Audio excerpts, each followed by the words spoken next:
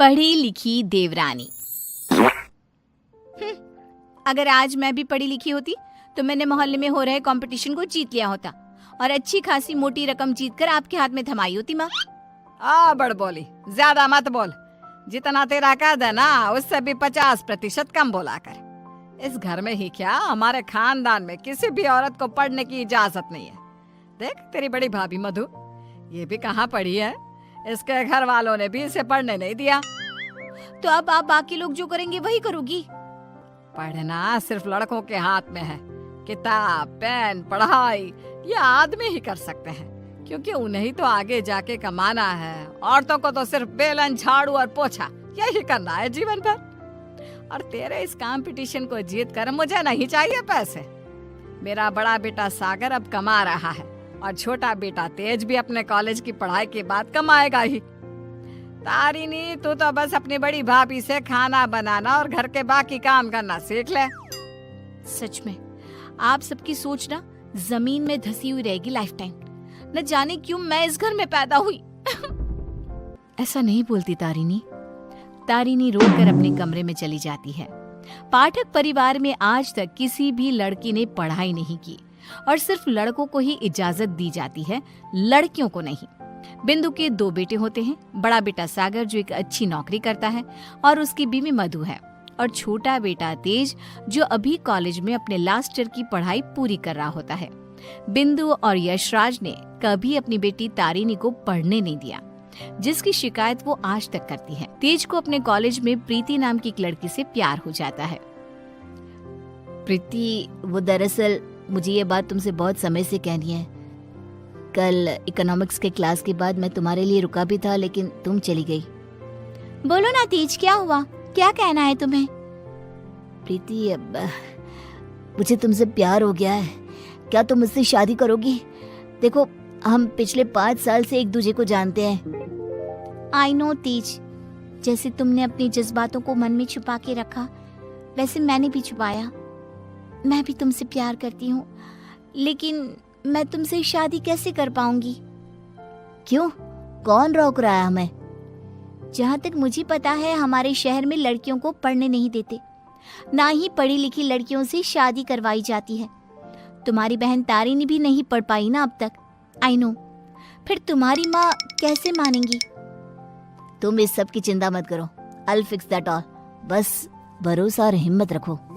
तेज घर जाकर अपने माता पिता बिंदु और यशराज से बात करता है इस बारे में, और प्रीति के बारे में जानकर बिंदु और यशराज कहते हैं, हैं? तू बोरा गया है क्या लल्ला? देख, ये सब हमारे घर में ही नहीं, राज घरानों में भी होता है। अब प्रीति के माँ बाप होंगे फिर फुरी, लेकिन हम नहीं। हाँ बेटा, ये शादी कतई नहीं हो सकती। शादी में लड़का आगे और लड़की पीछे होती है। वैसे ही जीवन में भी पत्नी पति से एक कदम पीछे ही होनी चाहिए। ठीक है, अगर आप लोगों को ये सही लगता है तो मैं भी वही करूंगा जो मुझे सही लगता है। अब आप सब मेरा मरा हुआ मुंह ही देखोगे। गंगाजल तैयार रखिएगा। हाय हाय लल्ला, ये तू क्या बोले जा रहा है? पागल हो गया है क्या? तेज अपनी जिद से पीछे नहीं हटता और वो पूरे 1 महीने तक बिंदु, यशराज और अपने बड़े भाई सागर को मनाने में ही लगा रहता। तब कहीं जाकर कुछ महीनों बाद वो सब राजी होते हैं और कॉलेज की पढ़ाई खत्म होते ही 1 साल बाद तेज और प्रीति की शादी हो जाती है। लेकिन बिंदु, यशराज और सागर अब भी इस शादी से थोड़े से नाखुश ही होते हैं। जब घर के सभी आदमी खाना खाने बैठते हैं तब प्रीति भी उनके साथ खाना खाने के लिए बैठती है। तभी, अरे ओ कल की अंधी, पागल हो गई है क्या? अरे माना कि तुम एक पढ़ी लिखी लड़की हो, लेकिन इसका मतलब ये तो नहीं ना कि घर के और ससुराल के तौर तरीकों का पालन भी ना किया जाए। खाना पहले घर के आदमी खाते हैं और फिर औरतें खाती हैं, दोनों एक साथ नहीं बैठे, समझ गई? लेकिन मम्मी जी, ऐसा क्यों? मेरा मतलब खाना तो सबका एक ही होता है ना, तो सब अलग अलग बैठकर क्यों खाए? प्रीति, तुम चलो ना रसोई में, चलो, सबके लिए कटोरी में खीर परोसनी है। लेकिन मधु दीदी। प्रीति, माँ और मधु जो कह रही हैं वो सब सुनो। तेज, अपनी बीवी को कुछ समझाओ। प्रीति गुस्से से उठकर रसोई में चली जाती है और मधु के साथ खीर को कटोरियों में परोसने में लग जाती है। प्रीति, हम इस घर की बड़ी बहू हैं, उसके बावजूद भी हमें हर मामले में, हर काम में पीछे रखा जाता है, जूती की नोक पे रखा जाता है, क्योंकि हम पढ़े लिखे भी नहीं हैं। अब सोचो, हम बड़ी बहू होकर भी हमारा ये हाल है, तो तुम्हारे साथ क्या क्या होगा। मधु दीदी, आप पढ़ी लिखी नहीं हो, इसमें आपकी कोई गलती नहीं है, लेकिन ये जो कुछ भी हो रहा है ना, आदमी और औरत का भेदभाव, ये सब बहुत ही बेकार और इलॉजिकल है। आज दुनिया कहां से कहां पहुंच गई है। आज के जमाने में औरत आदमी के साथ कदम से कदम मिलाकर चलती है। खैर, अब हम और कर भी क्या सकते हैं, लेकिन हम अपने आप को बहुत भाग्यशाली मानते हैं। क्यों मधु दीदी? क्योंकि हमारी एक पढ़ी लिखी देवरानी जो है।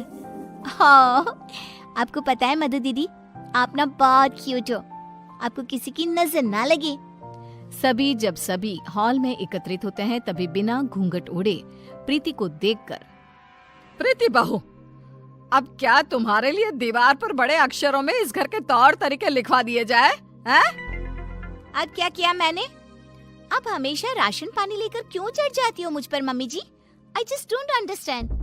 प्रीति बहू, आज तुम बगैर घूंघट के दिख गई हो। आइंदा से अगर ऐसा बिना घूंघट के दिखी ना, तो मुझसे बुरा कोई नहीं होगा।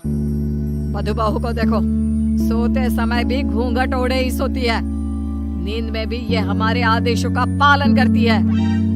और हाँ, एक और बात कान खोल कर सुन लो, आइंदा से बड़ों से और अपने इर्द गिर्द के आदमियों से इतनी बदतमीजी से बात नहीं करना, और इस घर की 4 दीवारों में सिर्फ और सिर्फ सरल हिंदी भाषा का ही प्रयोग होगा। अंग्रेजी भाषा नहीं गूंजनी चाहिए। तेज, अपनी धर्म पत्नी को समझा कर रख। प्रीति निराश हो जाती है और अपने कमरे में चली जाती है। रात में वो तेज से कहती है, तेज, ये सब क्या हो रहा है? तुम्हारे घर वाले इतने पागल कैसे हो सकते हैं? अगर मुझे ये अंदर की बातें पता होती ना, तो मैं कभी तुमसे शादी नहीं करती। I married you just because तुमने कहा कि तुम्हारे घर वालों को मुझसे कोई ऑब्जेक्शन नहीं है। हाँ, तो वही हुआ ना, वो कुछ बोले क्या तुम्हारी पढ़ाई लिखाई पर? अब बाकी कुछ रूल्स रेगुलेशंस है घर की लड़कियों और बहुओं के लिए, अब उन्हें तो फॉलो करना ही होगा ना। आई नो वो थोड़े बहुत गलत है, लेकिन अब हम और कर भी क्या सकते हैं। एक दिन जब यशराज दूध वाले का हिसाब कर रहा होता है, तभी ये 3 हफ्ते जुलाई महीने के और 2 हफ्ते अगस्त के, तो कुल मिलाकर पूरे हुए। अरे बिंदु, जरा हमारे ड्रॉअर में से कैलकुलेटर तो लेकर आना। जी अभी लाती हूँ। बिंदु कैलकुलेटर लाती है और तभी प्रीति भी वहाँ आती है और यशराज को हिसाब करते देखती है। ओफो, ये कैलकुलेटर चल क्यों नहीं रहा? मैं हिसाब कैसे करूंगा? 5 हफ्तों का हिसाब मिलाया जाए तो बनते हैं 680 रुपए, क्योंकि हमने 3 रविवार और 4 मंगलवार को दूध नहीं लिया था रघु भैया से, तो उस हिसाब से यही हिसाब बनता है। मैंने अपने माइंड में ही 1 मिनट में कैलकुलेट कर दिया है। प्रीति बहू, तुझे 1000 बार कहा है ना, रसोई में ही रहा कर। अरे आदमियों के काम में क्यों हर बार अपनी टांग अड़ाने आ जाती है? आइंदा से ये हिसाब किताब वाले काम में तू बिल्कुल भी ध्यान नहीं देगी। चल दफा हो यहाँ से अब। न जाने कौन सी घड़ी थी वो जब तेज को इससे प्यार हुआ। बेवकूफ है हमारा बेटा। इस तरह फिर से प्रीति को चुप कराकर रसोई में भेज दिया जाता है। कुछ दिनों बाद प्रीति जब बाजार से घर लौटती है, तब वो घर पर सबको मधु पर चिल्लाते हुए देखती है और मधु बेचारी फूट फूट कर रोई जा रही थी। सब तुम्हारी गलती है, तुम्हारी वजह से ही मैं बाप नहीं बन सकता कभी। पता नहीं क्यों आई तुम मेरी जिंदगी में, पनौती हो तुम, पनौती। लेकिन सागर जी, डॉक्टर साहब ने कहा है कि आपके अंदर कुछ मेडिकल इश्यूज है, जिसकी वजह से आप कभी बाप नहीं बन पाएंगे। अब इसमें हमारी क्या गलती है? ओए मधु, ज्यादा ऊंची आवाज से बात मत कर। वही तो। प्रीति से अपना गुस्सा कंट्रोल नहीं किया जाता और वो तुरंत अंदर आकर चिल्लाती है, बस, आप सबको ये क्या हो गया है? जब डॉक्टर ने कहा है कि कमी सागर भैया में है, तो मधु दीदी को क्यों सुनाना? वो क्यों सहे? सारे ताने, सारी डांट, सारी गलती मधु दीदी की कैसे हो गई? मास्टरनी, तो चुप ही रहा कर। वो कहते हैं ना, एक गंदी मछली पूरे तालाब को और बाकी मछलियों को खराब कर देती है। तू ना वैसी ही है। तेरी वजह से ही ये मधु बहू भी उल्टा बोलना सीख गई है। नहीं माँ, ये सरासर गलत है। गलती सागर भाई की है। नहीं, मधु में ही कोई दोष है। हमारे बेटे सागर में कोई दोष हो ही नहीं सकता। ये मनहूस मधु कुंडली मारकर बैठ गई है हमारे सागर के जीवन में। मधु दीदी, ये आपके हाथ पाँव पर निशान कैसे? बोलिए। सागर जी ने हमें बहुत मारा प्रीति, हमें बचाओ इन सब से, ये सब बहुत बुरे हैं।